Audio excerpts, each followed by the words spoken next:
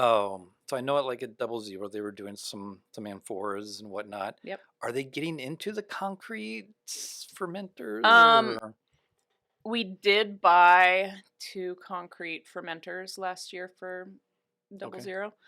So we used those for the first time in 2021 for some Pinot fermentation. I interesting? really liked them. Okay, I really like the concrete. It's breathable, similar to how wood fermenters are breathable. okay, So it doesn't keep the fermentation too reductive like stainless steel can, especially for red wines. That's the same reason I like neutral oak barrels for white fermentation.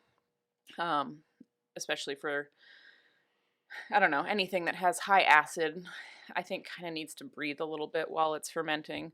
And it usually imparts a texture that you wouldn't have if it was something more sterile like stainless steel. So, in my first year working with concrete, I thought it was great. It is a little bit more care intensive, in the off season. So okay. just like amphora, just like wooden tanks, you do have to keep them treated and sound while they aren't filled with wine. So that's one more step of the process, but I think it's well worth it. Right. No, it's interesting to be a person on the outside, Hmm. looking in, and you understand barrels, then you understand stainless, and then there's amphora, and I was like, holy cow! And the concrete is just like Yeah. it's fascinating on my side Yeah. to see all the different possibilities and see what can actually occur. And I think that's one of the fun things about doing experimentation in wineries is that you're able to have that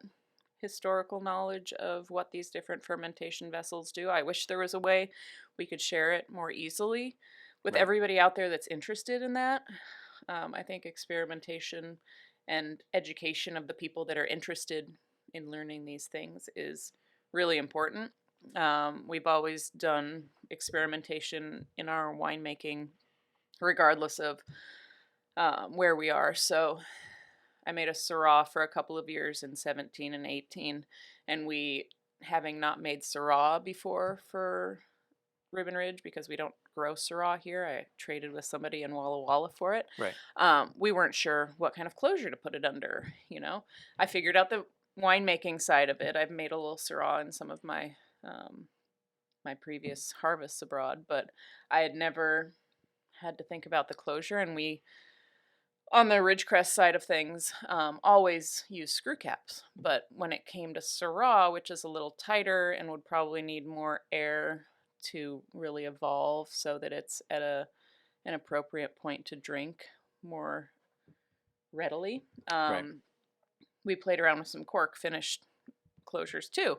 And instead of just keeping that within the winery for ourselves to learn from, we basically split our Syrah bottling into half. So the first part of the Syrah went into the bottling truck and screw caps were put on it. And then the second part went through and corks were put on it. So we have these two side by side comparisons of cork versus screw cap on the same exact wine, same exact bottling date, same exact everything Right. other than the closure. So other people can learn about what they prefer. What I choose to do for my wine isn't always what everybody would choose, and that's fine, but at least we're giving you the option to see the differences, which is I think is important It for a is. wine consumer side of things. Right. How much fun is it if you know everything already? It, So, it's not fun at all. which is why we like wine, because I'm not ever going to know everything. You're No, not ever going to know anything. there There's is no. always more to learn. There is. So, There is. yeah, I think that's what keeps things interesting. And so changing up the vessels of fermentation can Right. make things interesting. And maybe my Chenin would be different completely than those same grapes that I sell to somebody else and they make a wine from. Right. Similar to maybe like this Riesling in front of us. Possibly. Does this come from our fruit? I'm not going to say. Oh, we have to wait till the end. Yes, some things have to be a surprise.